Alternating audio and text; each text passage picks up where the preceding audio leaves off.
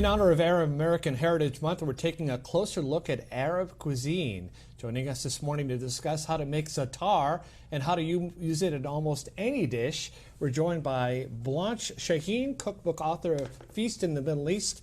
And I was doing a little research before we did this segment. I didn't realize how common and how delicious this stuff is. Tell us about this blend of spices and how do you make it? Sure. Good morning, Sal. So as my Aunt Bahia, who lived well into her 90s, would say, Blanche, za'atar a day will keep the doctor away. So a lot of Arabs eat za'atar not just for the flavor, but because they think it has anti-inflammation properties. A lot of Arab students will eat za'atar for mental acuity before final exams.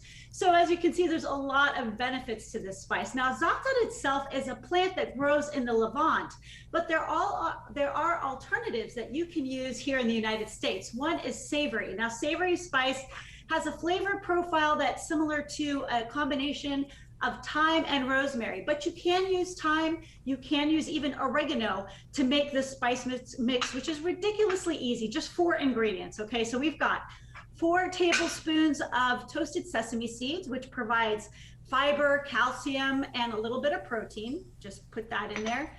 4 tablespoons of the savory spice. So that's just the herb that I was just talking about. 4 teaspoons of sumac. Now, sumac comes from the sumac berry. It's purple, it's got a lot of vitamin C, and it offers a tangy, lemony flavor.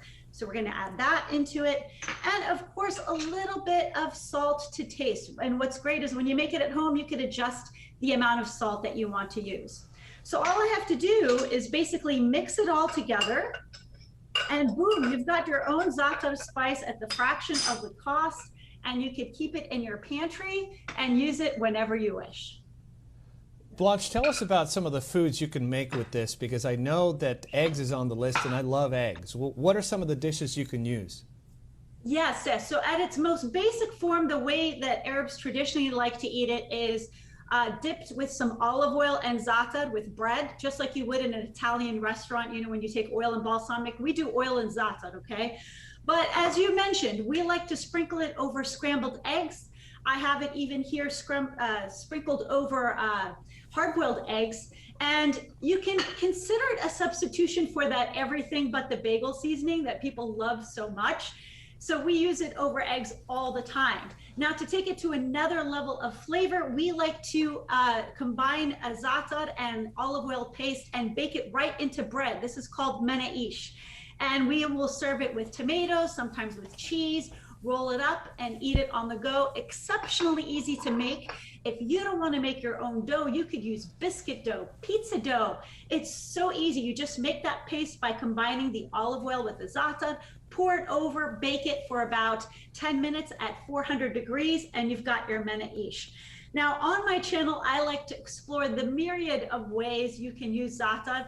One of them is on roasted potatoes. So if you take roasted potatoes or French fries, garlic fries, I like to take it when they're nice and warm out of the oven and sprinkle that za'atar spice. It opens up the spices and infuses that herbal flavor throughout the potatoes.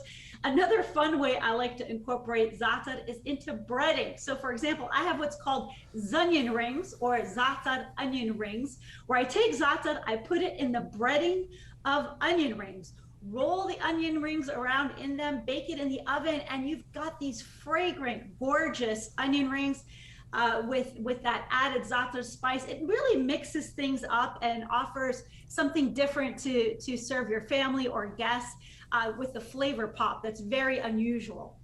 And the most basic way you can also eat it, which is how we eat it, we'll take kefir cheese or Lebanon cheese, we'll spread it over bread, and we'll sprinkle it over za'atar. And of course, all of these recipes are on feastinthemiddleeast.com.